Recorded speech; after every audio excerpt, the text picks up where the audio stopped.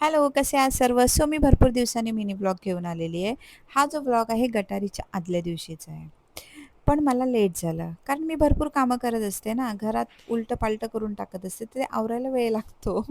आम्ही सकाळी-सकाळीच गेलो. किती वाजता? 3:30ला करंजा जेटीला गेलो. तर त्या समुद्रावर गेल्यावर कळालं, की बंद आहे. मग काही मच्छीवाले होते, ते अलीकडे बसले होते. मग तिथूनच आम्हाला पापलेट मिळाले. छान साईज मिळाली पापलेटची. लवकर गेलो टायमावर म्हणून मिळाले, नाहीतर ते पण संपले होते. आमच्या नशिबात होते असे सुंदर असे पापलेट, ताजे-ताजे मासे. आम्ही घेतले होते काहीतरी 2,000 चे 13 पापलेट आणि ह्याच्यापेक्षा छोटी साईज होती. ते पण घेतले होते मी माझ्या घरच्यांसाठी. ₹1000 चे काहीतरी पापलेट होते. ते मी काही मोजले नाही. पापलेट बघा तुम्ही किती मोठे आहेत. केवढे मोठे आहेत. पहिली गोष्ट आहे ना, मला स्वतःच्या हाताने साफ करायला फार आवडतं. मच्छी साफ करणं मला खूप जास्त आवडतं. याचा अर्थ असा होत नाही, की मी मच्छीचं दुकान घालेल.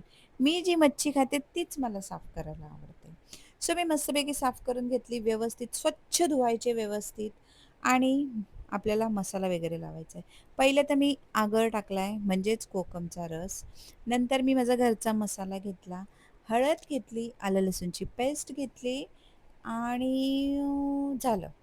नंतर मस्त व्यवस्थित आपल्या हाताने त्या चिरा-बिरामध्ये ना व्यवस्थित भरायचा मसाला. म्हणजे कसं मसाला व्यवस्थित लागतो आणि 10-15 मिनिटं किंवा अर्धा तास तुम्ही व्यवस्थित ठेवा.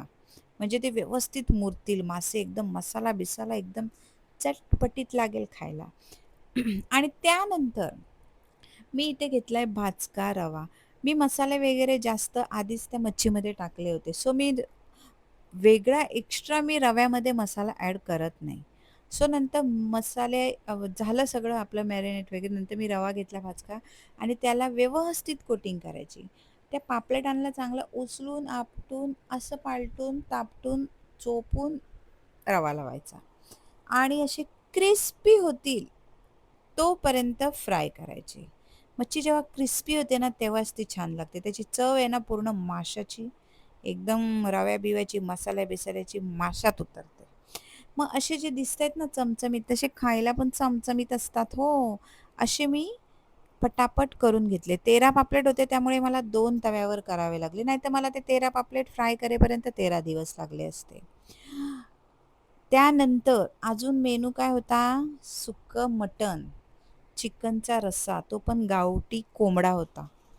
ठीक आहे आणि पॉम्पलेट फ्राय आणि इंद्रायणी राईस आणि हातावरच्या तांदळाच्या भाकऱ्या. आजकाल मशीनवरच्या भेटतात. हातावरच्या भाकऱ्यांची लोकांना चव काय कळणार आहे.